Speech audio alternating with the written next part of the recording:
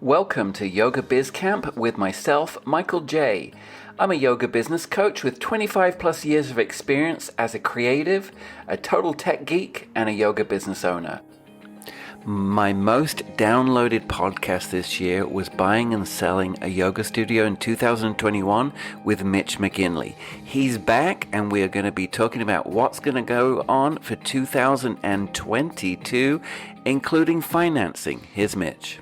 Welcome to another episode of Yoga Biz Camp. I have my good friend Mitch McGinley joining me again. Mitch has already been on my podcast. He's an amazing broker.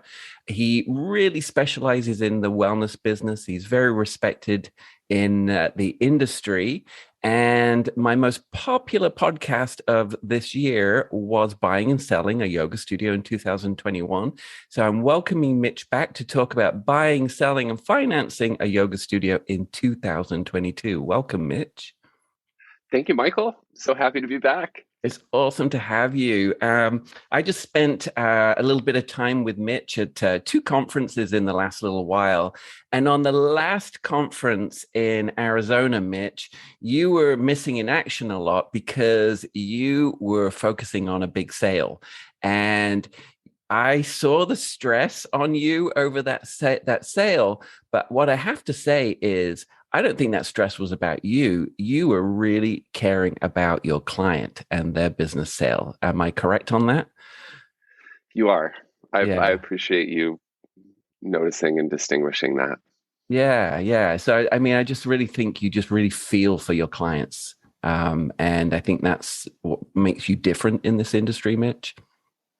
I do. And it's, usually when I'm working with somebody, we go through this journey together that lasts upwards of 6 months most of the time. And it's usually involves some sort of big life transition for them. And so it's a very meaningful, stressful process. And when you get down to the end, and every little thing matters so much, it gets very emotional. And so usually at the end, there are delays, there are headaches, there are frustrations, especially we'll talk more about financing, but when the SBA is involved, the end is just always a nightmare. And so that's what you were seeing. You were seeing the last what was supposed to be a week after closing.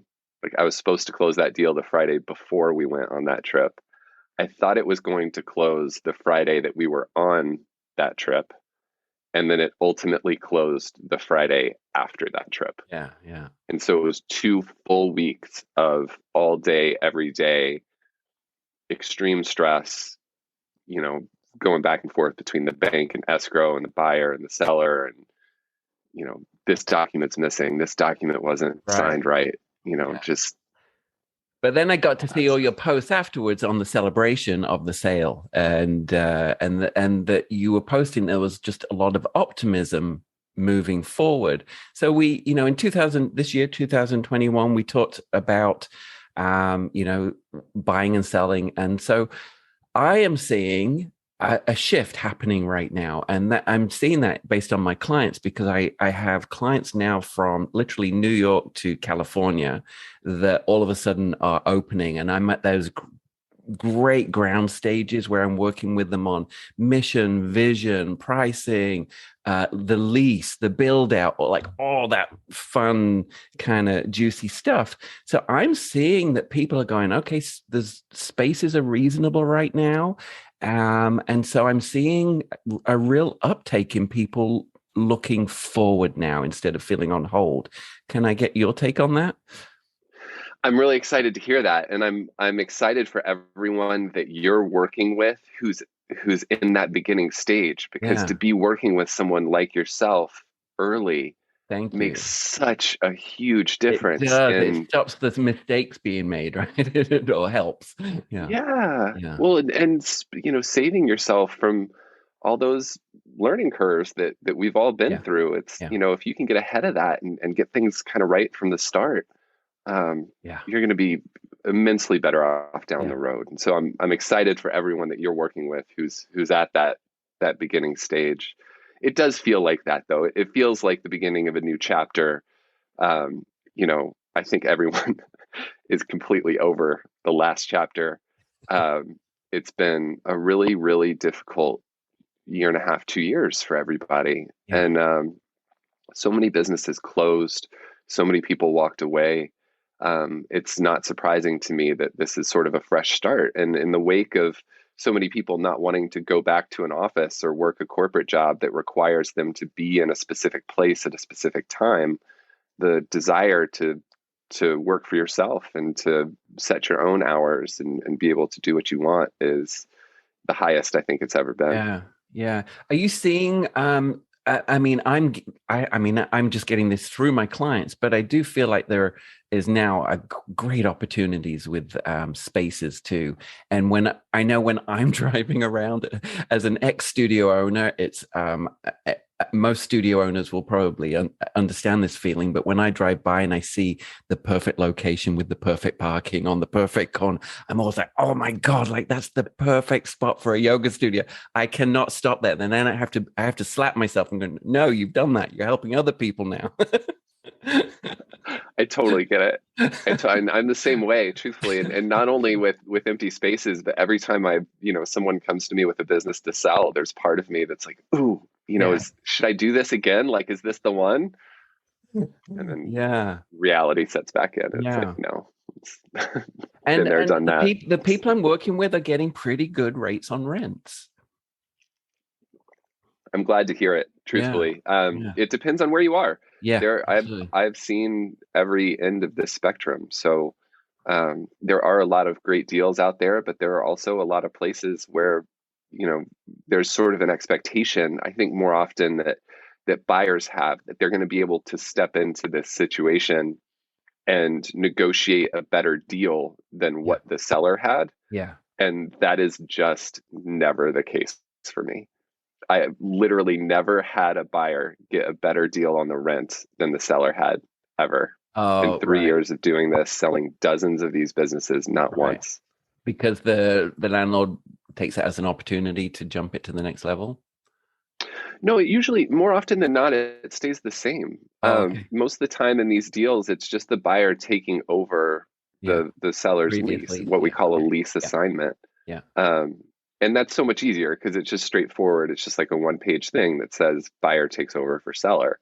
But a lot of times, if you're nearing the end of your lease, that doesn't make sense. The buyer needs a new lease. They need a longer term. Yes. Maybe another option to extend. And that's where a lot of times they're optimistic that they're going to be able to negotiate something better. Yeah. And it's not the case. Most of the time it stays consistent, but it's... And I think that's when people are selling, that was my case, that the end of the lease really signifies, it's like, okay, do I keep going or is this the time? And then for me, it was that case of, it was towards the end of my lease and then I had to help renegotiate the lease for the buyer with the landlords. But I wish I had somebody like you to do that for me, because I kind of went solo through it when I was doing it by myself and with the help of a lawyer as well. But if anybody wants to go through this process, it's a very hard, difficult process when you're selling. I think it's an invasive process, because everything you've done, you have to document and prove, right? So it's a big process. So yeah, there's a lot of stress in that. There is, and it's in everything, and so it's, it starts with them, just the buyer looking at all of your books and your records and your performance and judging it, and then going to a landlord, and then there's this third party landlord that has all this power in this situation, and so you really kind of have to defer to them and give them what they need to sign off on it. It just doesn't, a lot of times it just doesn't feel great. You want somebody to write you a nice big fat check and you can go on vacation. And I think a tip for anybody that's thinking about selling is making sure that you have your records of over all the years. I know that with my accountant, I had, I can't remember the name of it, but it's like an annual summary booklet. right. And so I had 13 years worth of those. Luckily, I started those from day one. So if anybody's thinking about selling, you need to go get those records all up to date, because all of that, I'm not sure how much history plays into effect now, because we're in a new chapter right now, and the historical data isn't as important as it used to be. So now I kind of think it's about, if you're selling, it's about building profit back again. It's an excellent point. And I could probably talk about this one thing Please for do. way more time than we have. Yeah. But it really is difficult to pinpoint what it is that buyers are looking at in this moment, because 2018, 2019 are probably the benchmark for where your studio was, right? In Yeah. quote unquote normal times. Yeah. And then for most people, not all people, but for most, from the middle of 2020 until the middle of 2021 was an absolute nightmare. Yeah. And so, buyers look at it and they put way more emphasis on the last 12 months. And they're looking at it and they're like, no, I can't buy it based on 2018, 2019's numbers. Yeah. I have to buy it based on how it's performing right now. Yeah. And then, sellers are the opposite. They look at it and they're like, no, we're finally getting through this nightmare. It's on its way back to those 2018, 2019 levels. There needs to be more weight on that. And it can be a pretty big impasse. And so the best thing is obviously if the numbers start coming back. And so what I've seen is generally when you get to the point where there's about 3 months of revenue and profit in 2021 that match where you were in 2019, it's easier to dismiss what came in between. Right. I think everybody can kind of look at that and be like, okay, it was this freak anomaly. We're back. But if you're not quite back, there's a healthy dose of skepticism. And that's where we kind of run into some of the issues that I'm seeing right now. Because a lot of places aren't back yet. Yeah. So can we talk about those issues? What sort of issues are you saying right now? And, to try and help people overcome those for the future. Well, the main one is that attendance, sales, and profit aren't back where they were. I mean, we were together at that Mind Body conference a couple weeks ago, and they shared that slide with us. That was a state by state breakdown of bookings statewide versus same week 2 years ago. Yeah. So the Mind Body data team literally took every booking in New York State that happened last week and compared it to the same week 2019, and bookings were down 30%. Yeah. In New York, California, Oregon, Washington, I mean, some of the biggest states where these businesses are still down that much. And I think 30% was a pretty consistent number. Yeah. Yeah. Just, comparing them. And so it's crazy how some of the impacts of decisions that state governments made throughout the process are still affecting these businesses. And I don't mean that to be a political statement. It's true. Like in California, most of the businesses were shut down until June of this year. And so for those businesses in California trying to climb back, they're further behind other states where, like Florida or Texas or Arizona, where businesses were able to open a lot sooner and keep their numbers up in that sense. So it's tough, but it's also encouraging because we see the progress that many states are making. We know the other states are right behind them. And so, at least for me personally, it really does feel like the light at the end of the tunnel is getting bigger and bigger, and it's actually quite bright. And the data is suggesting that people want to go back to the studio now. And I think we're just finding now, I don't think we're in a better position than we were a year ago. It's just that we know a little bit more how to keep ourselves safer now, and the businesses know how to keep the students safer now. So you mentioned before a little bit about financing. So I'm in Canada. I'm not familiar with the US financing, but I got the impression that this was a big deal when you made this sale, and that there was was it a loan A bank loan? Yes. Yeah. Can we talk Yes. about So that? the big deal is that it was the first transaction that I have closed in the last little over a year with SBA financing. And the reason that that's so important is that SBA financing is the only business acquisition loan that exists in the United States. Okay. It's a government backed, government guaranteed loan where a buyer can buy a business only putting 10% down. Okay. And so it's an incredible resource. The term of the loan is usually 10 years, somewhere Okay. around 6% right now. And to be able to put 10% down and finance the rest over 10 years is an incredible opportunity to have positive cash flow in a very short term. So And would usually when we value these businesses, I know we talked about this before, but it's somewhere between a 2 or 3x multiple of profit. And so if you think yeah, of it in that sense, it should take you 2 or 3 years to get your money back when you buy a business. right. If you can use a loan only putting 10% down and you have 10 years to pay Yeah, back yeah, that yeah. loan, Yeah.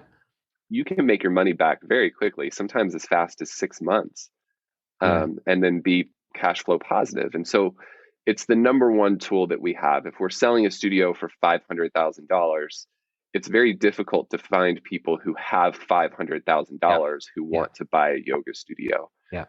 But if you open it up to people who have 50, all of a sudden you have exponentially more candidates. So what would somebody need to qualify for a loan like that? Two things in particular that matter the most. Number one is experience in the industry. The Okay. bank wants to see that you know what you're doing, that you've worked in this industry as a Okay. teacher, as a manager, as a practitioner. Yep. They want to see you in leadership roles, know that you have management experience and, will do well running a business. So is there a The second, financial component to that though too? Or is it that, I mean, that's a very much a personal kind of stake.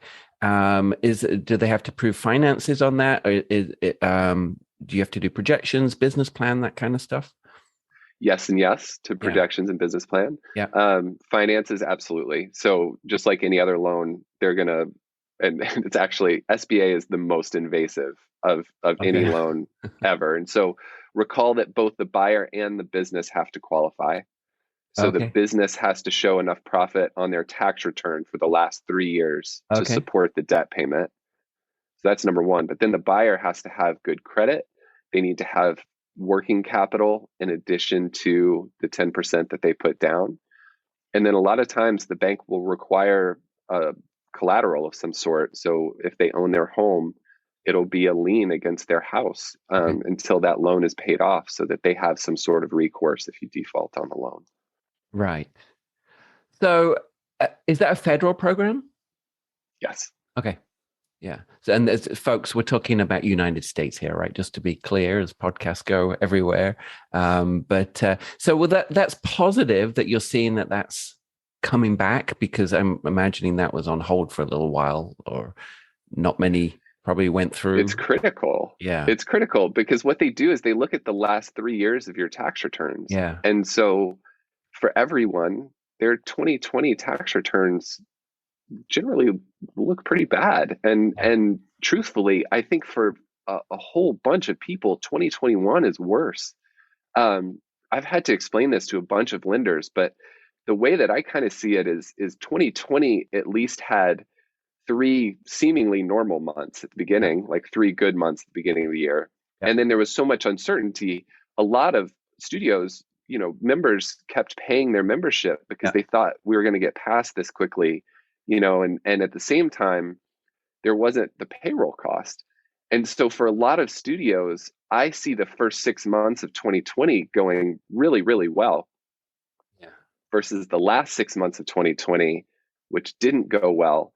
And then going into 2021 was actually some of the worst times that I've seen, because if you remember all the way back in January of this year, it was right before the vaccines came out, Yeah. and businesses were still shut down across the board. We were at peak COVID case count. I mean, that was only 10, 11 months Yeah, ago. I know it's been crazy.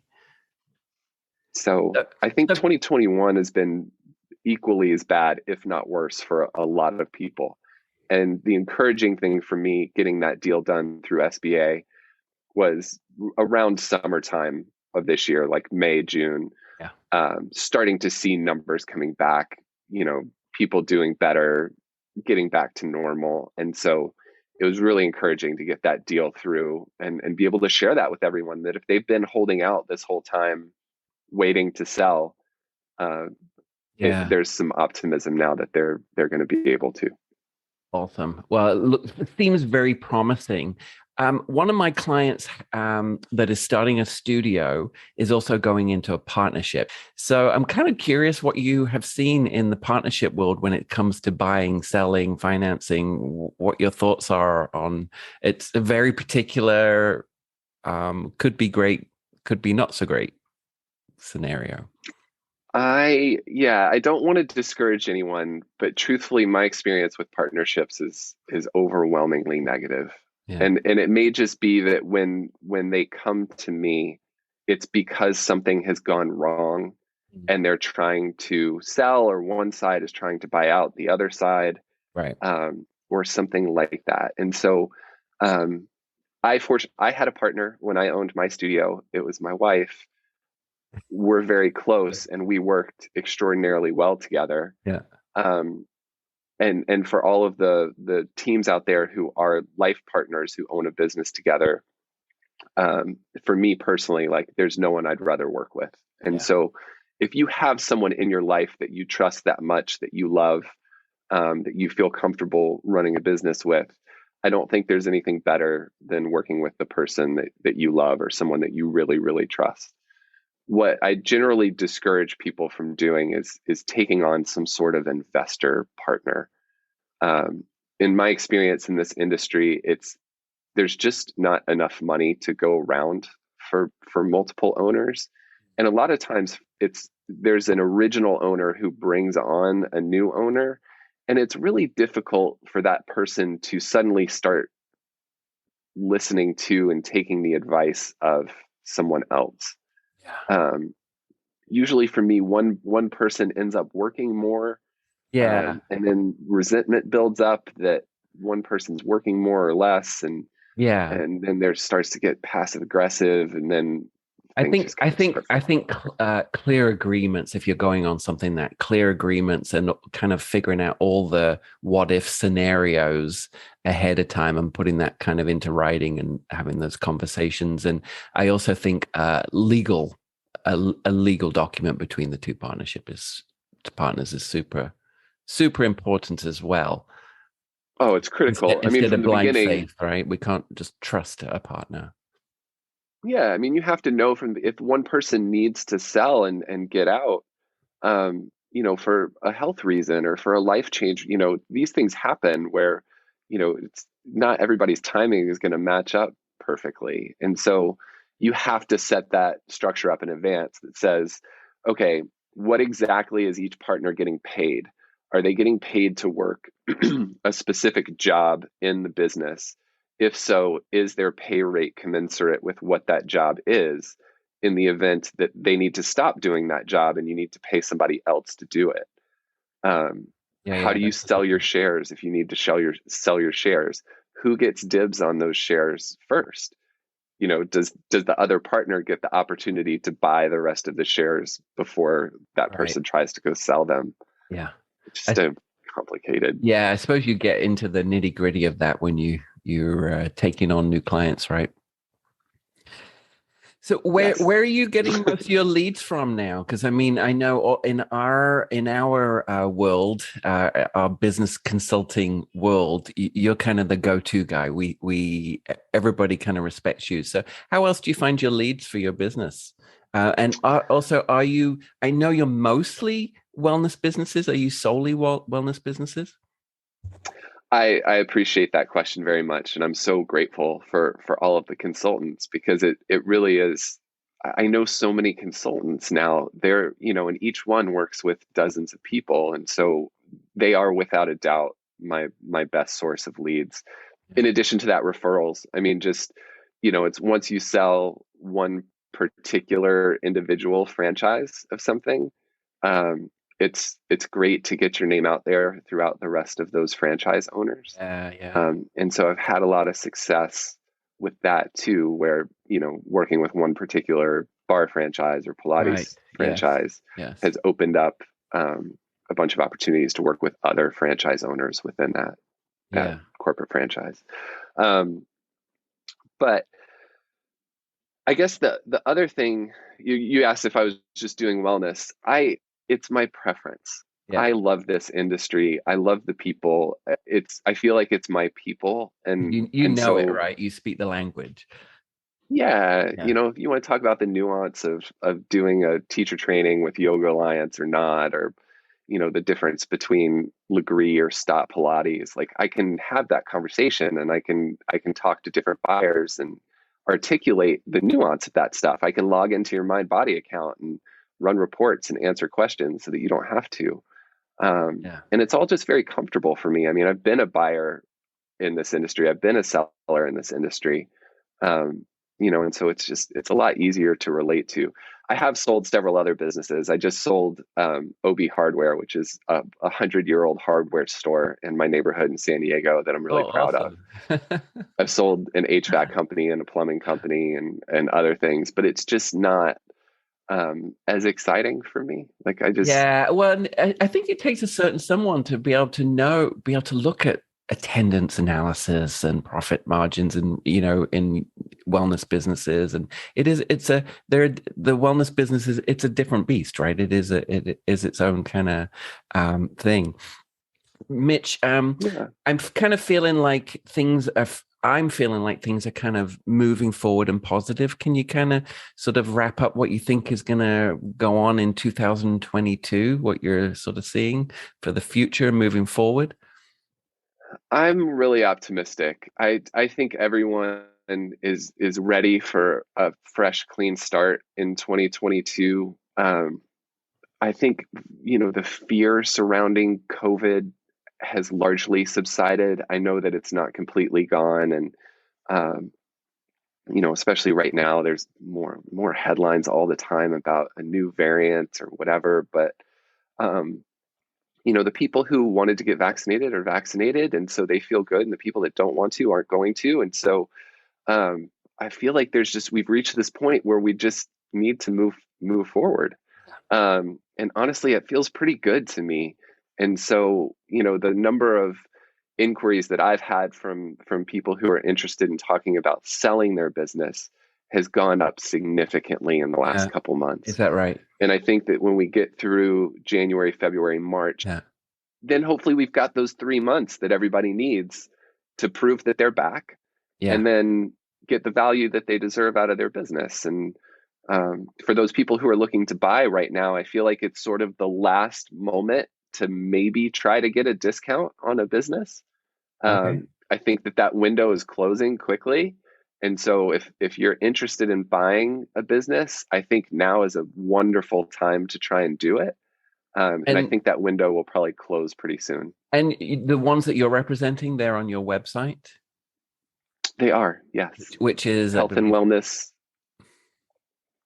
health and wellness businessbroker.com. Okay, perfect. Health and wellness businessbroker.com. His listings on there. Mitch, I want to finish off with a fun question. And I'm going to throw this on you. When you were growing up, what did you want to be when you grew up?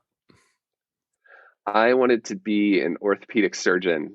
I was I an would never avid have seen soccer that coming. player. I know, right? Um, I loved playing soccer. It was all I did. It was the only sport that I was really good at, and I ended up having a bunch of problems with my knees. And I really loved my orthopedist. And so I was, determined that way I could still work in sports, but wouldn't need my knees to work quite like that, and make plenty of money. And so that was my dream. And then I went to college and found out what happens in those weed out pre-med classes freshman year of college, and I totally bailed. Decided that I would be a psychologist instead, um, and that never happened either. I would Lots of never have guessed very that. very relevant for what I do now. So much of this stuff is just therapy and listening to people and making them feel heard and acknowledged and that they're not alone. And so I think I draw on all of that stuff in some way or another. Mitch, so how do people, health and wellness business broker.com. And are you open to people just having a conversation about selling their businesses, or if somebody's thinking about buying a business or starting a business, can people make an appointment with you to discuss that and the possibility? Always. And I want to emphasize that it's free and no strings attached. All of my consultations, I work with a lot of businesses for years leading up to when they want to sell. There's no, and I don't charge for it. And the idea is that, you know, when you are ready to sell, that you'll use me, and that's when I'll earn my commission on the sale of your business. And so please reach out. I'm always down to talk. I love talking about this stuff. I love meeting people. I'm not a pushy person at all. I'm very laid back. And so there's no pressure. By having one conversation, I'm not going to chase after you to sell your business forever. But I really do want to help. And I feel like a lot of times 30 or 60 minutes on a call can make a really huge difference down the line. Much like the people that you're working with now from the beginning. It's like if you can plan a little bit ahead, you can make a big difference. Well, it is. And what I'm finding is there's so many conversations before if you're opening, there's so many conversations you have to have before, you know, that it's just like, it's the systems, it's the setup, it's the pricing, it's the staff, the mission, you know, there's so much before you even get to that point of signing the lease, I think. And I know that, you know, working with people like Mitch and myself, to have somebody that's been through that, seen it all, it just helps you fast track the process, I believe. Having somebody that is there to be a guide through it all. So, Mitch, you are the most trustworthy person in the business. I really believe that, and huge amount of respect for you. And I want to thank you again for coming onto this podcast, and I want to wish you and your family the best Christmas. And I feel like 2022 for all of us is going to be amazing. I agree. And thank you so much, Michael. I'm so grateful for you. I appreciate you. And I'm thrilled to be on here again with you. It really does mean the world to me. M&M, Michael and Mitch, coffee with. I'll look forward to hanging out again soon. All right. Thank you so much, Mitch. And now I'm adding a new section, adding a tip to the podcast. If you're not following me yet, please do go to Instagram and look up at Yoga Biz Champ. And you follow me and follow my stories, and I'll be giving you lots of tips to help you become the next generation of Yoga Biz Champs. Yoga Biz Champ. This may seem common sense to a lot of people, but apparently it doesn't.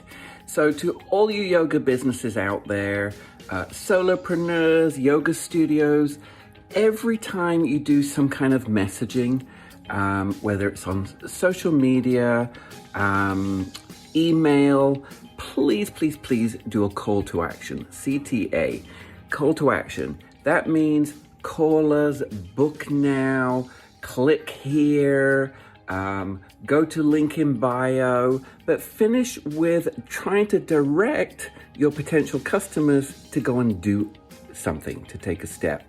So I just got a Christmas email from a yoga studio talking all about, we've got gift certificates available, and then it went on to the next paragraph. No, buy now, click here. Please, call to action, it'll help. I'd love to take this opportunity to introduce you to a whole bunch of free yoga business resources I have to offer. If you head on over to yogabizcamp.com, click on free resources, you will find my blog with yoga business tips. You'll also find my download to my simple weekly social media calendar planner for yoga businesses. So in my 25 years of leadership experience in the creative and yoga industries, one of the first and greatest challenges identified by my new teacher and studio clients is the application of social media as a client marketing platform. That's why I've developed a simple, easy to follow weekly social media planner to help address this challenge and support a successful social media strategy for yoga teachers and studios. You'll also find my free retention planner. Yes, this is gold. I'm giving away this magic. It's the formula to retain your yoga students during that intro offer period. And you'll also find on my site software recommendations. These are all the businesses I have tried out. I have relationships with them all, and nothing goes on this page without my rubber stamp. If you don't have software or you're looking to switch your business management software, this is the place to hit and find some free trials for you. And then there's this place, my podcast. Thank you all so very much for listening, for clicking, follow, subscribing, and for rating and reviews. I've had so much fun using this forum to educate, to learn myself from all of these amazing industry leaders. And next year, I'm going to be doubling down on this podcast. I have tons of plans for it. But last but not least, I don't want to leave this year with talking about my consulting services. If you've been thinking about launching your own business, your studio, a virtual, a hybrid, or a combination of any of those, this is the time, and let me help you fast track your goals and your dreams. It all starts with a free, no obligation 20-minute chat. So if you have that spark of becoming part of the next generation of yoga business champs, then we need to chat. If you're a studio also, knowing that you could be doing things a little bit better, knowing that some systems need putting in place, some strategies for staff maybe, revamping your pricing or marketing efforts, then you don't have to do it all alone. And I'd like nothing better than helping others build a strong, profitable, and sustainable yoga business. So head on over yogabizcamp.com, have a poke around at all the free resources, and don't forget to give me a follow on Instagram at Yoga Biz Champ, and follow my stories on there and lots of free resources. Peace out, stay safe, let's get ready to rock 2022. Namaste.